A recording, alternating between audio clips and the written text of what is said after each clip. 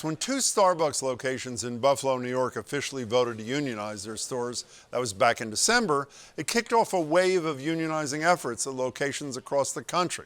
Less than 5 months later, employees at around 200 Starbucks cafes in more than 30 states have taken steps to form a union, including 16 right here in Massachusetts. 2 of those locations, one in Allston and one in Brookline, have already held official votes, and 5 of them are set to vote on union efforts next month. But those efforts have not come without losses. Starbucks has been accused of firing several workers who've been pushing union efforts. And as GBH's Tori Bedford has reported, here in Massachusetts, workers are being driven to quit due to hours being cut, increases in write-ups, and constant pressure from upper management about the supposed dangers of unionization. Pressure which appears to come from the very top, because while founding CEO Howard Schultz, who returned to the position earlier this month, has long pegged himself as a, quote, friend to his employees, recently he had this to say to his managers about his friends looking to unionize. And now a new outside force that's trying desperately to disrupt our company. My faith and confidence in the future of Starbucks is based on my faith and confidence in you, not some outside force that's going to dictate or disrupt what we are. I'm joined now by Khylah Clay, one of the lead organizers for the statewide Starbucks Workers Union United movement, and Julia Berkman, an organizer for a Starbucks store in Waban. We also invited Starbucks to send a representative to join us. They declined, but they sent this statement. We are listening and learning from the partners in these stores, as we always do across the country. From the beginning, we've been clear in our belief that we're better together as partners without a union between us, and that conviction has not changed. We respect our partners' right to organize and are committed to following the NLRB process. Khylah, Julia, thanks so much for joining me.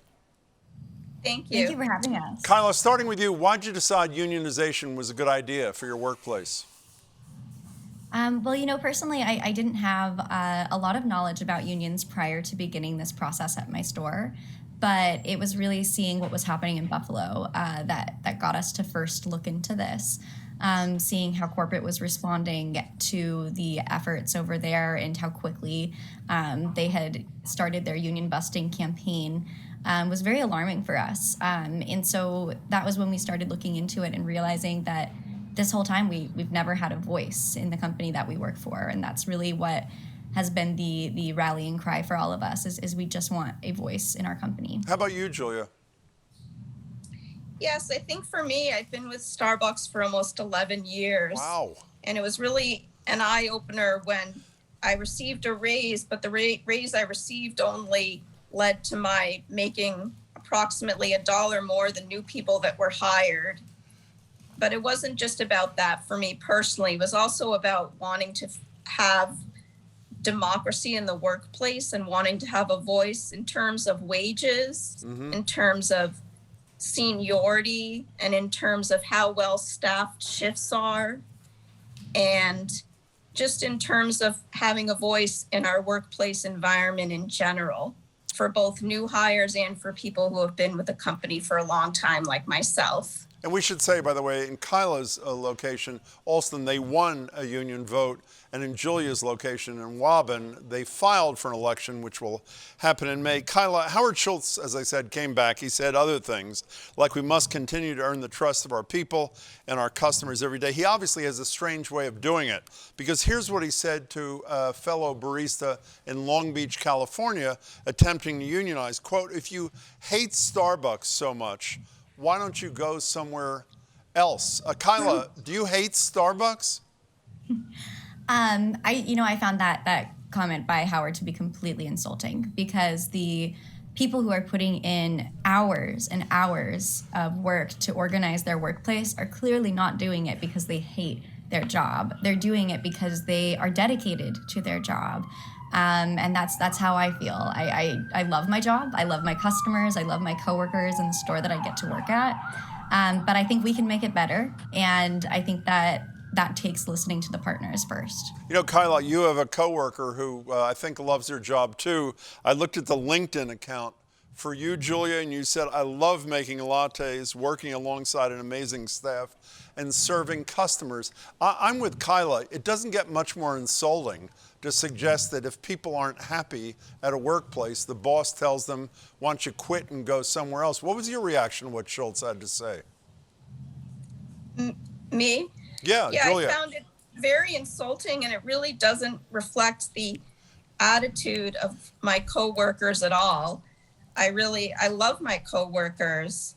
I feel like they're my family, and I love my customers. I've known some of them for, about a decade, and I've seen their kids grow up and go off to college. I know their dogs. I know what they do for a living. That's great. And sometimes, when our store was closed, I missed them. So I see it as very legitimate and positive to want to improve your workplace and stay doing work that you like with people you like. Khylah, I'm interested from both of you to see what kind of blowback you've gotten from the employer, from corporate, as you call it, or these support managers, I guess, support partners. One of your colleagues is quoted in the Boston Globe, Khylah, as saying, a support partner saying to her, if I were in your position, I'd be scared. What kind of tactics, what kind of message have you gotten from the employer, or did you get from the employer during your organizing effort, Khylah? And unfortunately, that's a very common tactic that they've been using. Working with all of the different stores that have filed filed their petitions to unionize here, I've heard a lot of really egregious conduct by corporate, but specifically at my store. My store and the other store in Coolidge Corner were both of the first two to file. And so being in December when the campaign was still early, they really focused a lot of their resources on listening sessions and sending their vice president of the region to our store, the regional directors, and holding these captive audience sessions where they would essentially feed us anti-union propaganda and tell us what they believe is best for us. Captive audience meaning you had no choice but to go. They're mandatory attendance meetings, right? Right. However, the problem with that was they actually later on said that they weren't mandatory, but in the early phases, they never gave us direct language as to whether it was required or not. And then we were told if we didn't attend the store meetings, then we would have to go and have a one-on-one or a two-on-one with our manager and district manager. Sort of sounds like mandatory to me, I should say. Khylah, had you ever seen these people from corporate before you decided you wanted a union? No, actually, I had never met the regional vice president prior. Our district manager was recently hired, but I hadn't met him either until we had filed. And our regional director, I had actually met her once, but she had spent the past several months union busting in Buffalo, so we hadn't seen her for a while. And Julia, what kind of experience have you and your colleagues had leading up to your, I think it's your vote is in early May. How have you been treated by the employer? I'm really not exactly sure why, but it's been milder in fashion at my store. Mm-hmm. I do really admire and like my manager, both personally and professionally, though he did hold some one-on-one sessions with some coworkers, and I was there that day, although he hasn't held one with me yet, and he's told me that he respects the process, but I did overhear parts of those sessions, and people were being told that you may not be able to transfer to another store. Uh-huh. You may not be able to cover at another store. In Canada, the stores that unionized receive lower wages. One coworker was told that she may not be able to receive as many hours, and she was very concerned about that after her one-on-one session. And also the main thing is that our hours have been cut, and that started around the time that we started passing out unionizing cards to petition to unionize. And it's just been across the board for senior partners and new people being hired to work full time, being given 20 hours a week. I mean, I was getting 26 hours a week, then it went down to 20, then 11. Now for a couple weeks, I'm scheduled around 13, and I'm going to be speaking with my manager tomorrow about having at least 20 so I can maintain my benefits. And I have found another part-time job in addition. Julia, I want to be And- clear. When they cut your hours, I want to follow up on what you just said. When they cut Yes. your hours below 20, you've only worked there 11 years. When they cut your hours below 20, you're no longer entitled to benefits from the company? That is a possibility. I know that over the pandemic, they changed it so that because people weren't being scheduled as much, so that if you worked maybe around like 15 a week that you could, and I could maybe use vacation and sick time. I see. And I see. and also my availability has lessened. It's more so just not knowing, Understood. how many hours I'm going to be Sure. scheduled for, and not knowing if it's because of the unionization. And at my store, I noticed there was someone who was actually skeptical of the unionization process, and her hours were cut as well. So I haven't seen that at my store. It's just the uncertainty and the unsafe understand. feeling of not knowing how many hours I'm going to be scheduled for, and not necessarily knowing why, and wondering now, is it because our mail-in ballot election is going on right now, and I'm one of the people who started the effort at our store? And that's one of the really important reasons why the unionization effort is so important. Understood. Well, it's good that Howard Schultz is your friend. You can imagine what he'd be if he wasn't your friend. Very quickly, before we leave, Khylah, you first, then Julia, what do you want customers who support what you're doing and support you to do? Do you want them to boycott the Starbucks, reach out to corporate, as you call it? Khylah first. What do you want supporting customers to do? Well, keep doing what you're doing, which is, being our friends, being our community, and showing up and showing that support.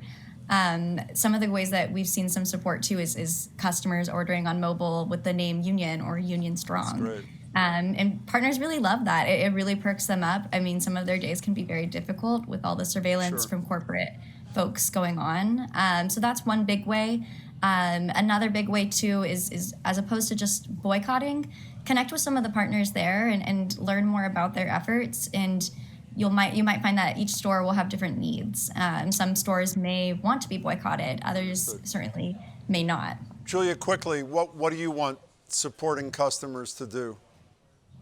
I would say don't boycott. I think we want to see them. We like seeing them. And their dogs. I did have a customer who wrote an email to Howard Schultz saying that he supported our efforts. Great. And that he thinks that unionizing would strengthen our store. And also, customers can post things or repost things on social media. Great. And they could also make a positive sign, a pro-union sign, and put it on the community board. And even just come and talk to us about it. That's great. Khylah Clay, Julia Berkman, I wish you both a lot of luck, and thank you so much for your time. Really appreciate it. Thank you. Thanks for having us.